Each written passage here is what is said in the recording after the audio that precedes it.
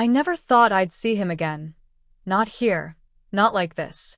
The glass walls of my office reflected the skyline, a collage of silver and ambition, the kind of view that used to belong to someone else's dream. Mine now. The morning light spilled across my desk, catching on the gold initials engraved into the marble. Olivia Grant, CEO, Lumina Ventures. I was reviewing a proposal when my assistant's voice broke through the quiet hum of success. Your 10 o'clock is here, Olivia. A Mr. Ethan Parker. The name froze me mid-breath. Ethan. My sister's boyfriend, or rather, the man they once told me wasn't good enough for. Funny how time works. I adjusted the silk sleeve of my blouse, feeling the cool fabric against my skin as my heart thudded once, sharply. I'd built this life brick by brick, every sleepless night, every silent tear. And now fate had brought him to my office. When the door opened, our eyes met. His confidence faltered for just a second. He looked at me like a ghost from a story he thought ended years ago. Then his lips parted, voice barely above a whisper. Hi, boss. The words hung between us, soft, stunned, and poetic, the beginning of a reckoning neither of us had seen coming. Back then, I was just Liv, the quieter Grant sister, the one who read too much, dreamed too big, and spoke too little. My family never said it out loud, but I could feel it in every comparison, every sigh. My sister, Haley, was sunshine, golden hair, effortless laughter, the kind of girl people noticed. And then there was Ethan Parker, the charming senior who interned at Dad's firm one summer. I was 20, awkwardly confident, the kind of woman who loved deeply, but silently. Ethan was polite to me, kind even, but I knew who really caught his eye. Haley. Of course. The night it all changed, I still remember the smell of my mom's lavender candles and the clink of wine glasses. They'd invited Ethan over for dinner, a family evening. I didn't know until halfway through the meal that it was a setup. My mother's smile said everything. Don't you think Ethan and Haley make a perfect couple? She asked, looking at me, not her. I laughed, soft, brittle, pretending it didn't sting. My heart cracked quietly as Ethan smiled, uncertain but flattered. No one noticed how I excused myself early, how I cried into my pillow that night, makeup smudged, pride shattered. 2 days later, I overheard my parents talking in the kitchen. She's smart, but not that kind of girl, my mother said. She'll find her place, my father replied, voice heavy with dismissal. That was the night I packed my bags. Before leaving, my grandmother stopped me at the door. She pressed a small silver compass into my palm, cool, old, and engraved with a single word. True. Don't chase love that blinds you, Liv, she said softly. Find the one that guides you, even if it's just yourself. I left before sunrise, no plans, no promises, just that compass and the quiet fire of someone who'd been told she couldn't. The city didn't welcome me with open arms, it tested me. The first few months were a blur of gray apartments, cheap instant coffee, and rejection emails. I worked 2 jobs, waitressing by night, temping by day, and spent every free hour scrolling through business webinars, reading about marketing, entrepreneurship, anything that could help me build something of my own. People called it foolishness. I called it survival. One night, after a 12-hour shift, I wandered into a late-night networking mixer, barely dressed for the occasion, clutching a resume that had coffee stains and hope in equal measure. That's where I met Nora Bennett, a sharp, confident woman with silver streaks in her hair and eyes that saw more than mine revealed. You've got ideas, she said, after listening to me ramble nervously about small businesses and digital growth. You just don't have a platform. Yet. Nora became my first real mentor. Under her, I learned to pitch, negotiate, and build strategy decks that could silence a room. She pushed me, sometimes harder than I thought I could bear, but she also believed in me when no one else did. I remember one night, sitting in her office surrounded by empty coffee cups, when she looked up from a proposal and said, Liv, stop playing small. You don't need their validation. You need your own signature. That sentence changed everything. Within 2 years, I launched my own agency, Lumina Ventures, from a borrowed laptop in a rented co-working space. My first client was a struggling boutique owner. We tripled her sales in 3 months. Then came another client. Then 5. Then 50. But even as my success grew, my posts stayed humble. Online, my family still thought I was trying my best. They'd send texts now and then, "Don't give up, sweetie," or "Maybe come home and help Haley with her new boutique." I'd smile, sip my overpriced latte, and text back, "I'm doing fine, Mom." Really? They had no idea that fine meant million-dollar contracts, international campaigns, and investors waiting for meetings. Some nights, when the office lights dimmed and the city buzzed below, I'd take out my grandmother's compass. I'd run my thumb over the word true, reminding myself that this, all of it, was mine. Not given, not inherited, earned. And maybe, deep down, I wanted the day to come when they'd finally see. Not to prove I was enough, but to remind them what happens when you underestimate quiet girls with wild dreams. Ethan sat across from me in the glass conference room, posture perfect, but eyes uneasy. The city skyline glimmered behind him like 1,000 witnesses. I didn't rush to speak. I wanted the silence to stretch, to breathe, to make him feel it.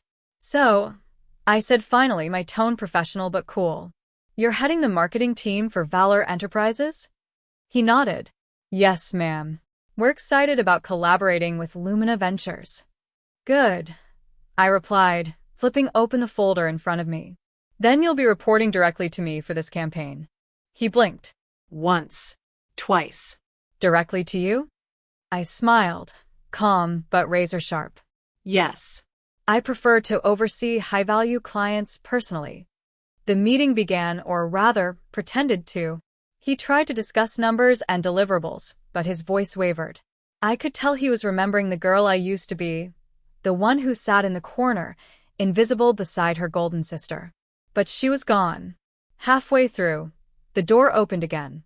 My assistant stepped in, whispering, "Ms. Grant, your next appointment is here." I nodded, and when I looked up, my breath caught, because standing behind her was Haley. Perfect, radiant Haley. Except this time, her expression wasn't carefree. It was hesitant, searching. "Liv," she breathed, as if unsure it was really me. I stood, smoothing the lapel of my blazer. "Haley, what a surprise." I had no idea you were," she gestured vaguely around the office. "This." I tilted my head. "CEO." Her cheeks flushed. Ethan avoided her gaze completely. They both sat, uninvited, but I let them. Haley's voice trembled as she spoke. "Mom said you started a small agency. We didn't know it was Lumina Ventures." "Small agency," I repeated with a faint smile. "Yes, that's how it started." The room went quiet again, thick with unspoken memories. Haley fidgeted, trying to fill the silence. "You look amazing, Liv." "Really?" "Thank you," I said, folding my hands neatly. "Success suits me." Ethan finally found his voice. "I never expected." I cut him off gently. "Of course you didn't." He flinched, and for the first time, I saw him not as the man who rejected me, but as a man trapped in his own smallness. The same charm, but none of the power. I gestured toward the panoramic view. "Do you know what I see when I look out there?" I asked softly. "I see every night I cried, every no I turned into a maybe, and every maybe I turned into a yes. That's the view I earned." Neither of them spoke. Finally, Ethan whispered again, almost involuntarily, "Hi, boss." It wasn't mockery this time. It was recognition. Haley looked at him, confused, then back at me, realization dawning in her eyes like sunlight through storm clouds. For a moment, I almost pitied them, the ones who thought my silence meant weakness. But then I remembered every word they'd said, every laugh they'd shared at my expense. I rose from my chair, my voice low but steady. "If you're both here for business, we'll proceed. But if you're here to revisit the past, I left that version of me behind a long time ago." They both nodded, small, subdued. As I walked them out, my reflection in the glass caught my eye, poised, self-assured, untouchable. The girl who'd once been invisible now filled the entire frame. Word count, 570. A week later, they came back. This time it wasn't for business. Haley had texted me first, hesitant, polite, almost apologetic. Can we talk? Please. I agreed, partly out of curiosity, partly because the woman I'd become believed in closure, not grudges. They arrived together. Haley in soft pastels, Ethan in a suit that looked slightly too formal, as if trying to mask discomfort with polish. I led them to my private lounge, the one with floor-to-ceiling windows and quiet music humming in the background. Haley was the first to speak. Liv, I owe you an apology. For everything. For the way we treated you. For how she broke off, blinking fast. I never realized how cruel it all was until I saw what you've built. I studied her. The same sister who once laughed when I cried now sat trembling before me. Growth, maybe. Or guilt. I appreciate that, I said softly. But apologies only matter when they change people. Ethan cleared his throat.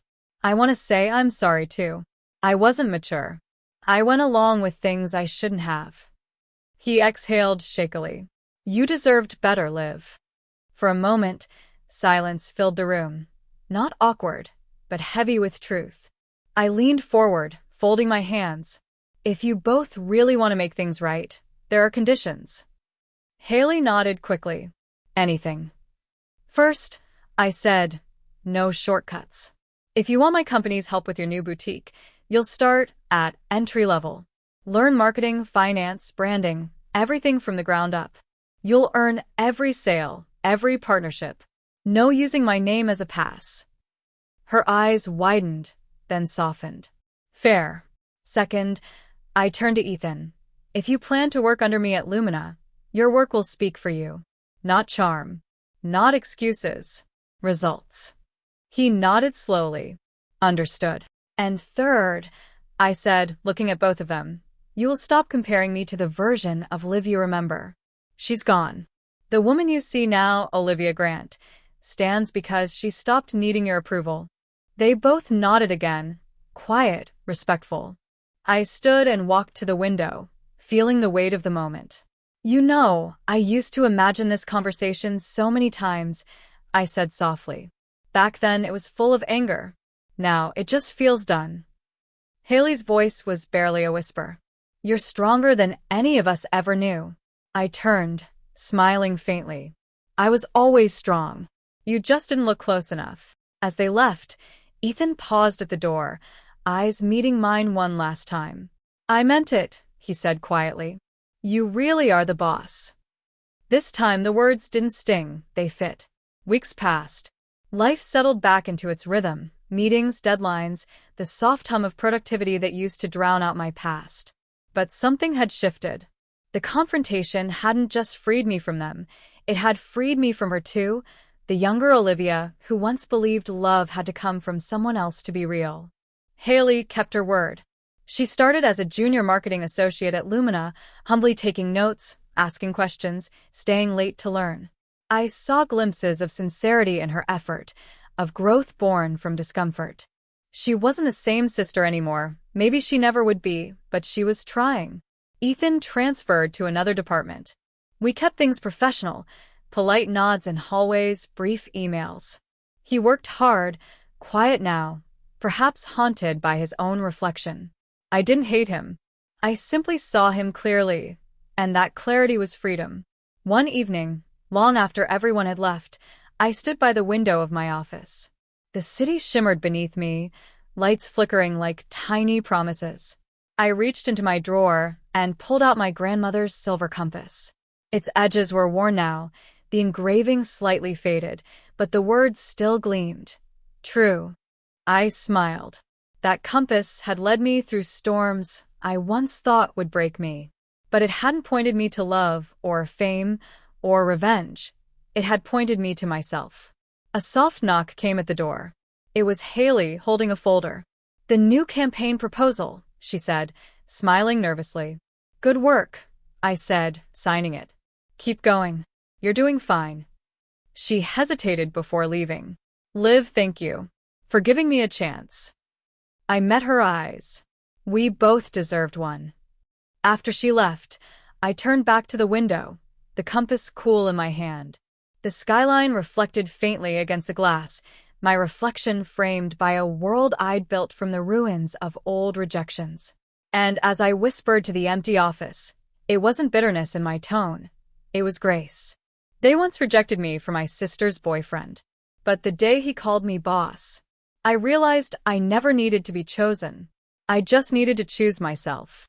The city lights blinked like quiet applause, and for the first time, I felt completely peacefully home. Bottom of form.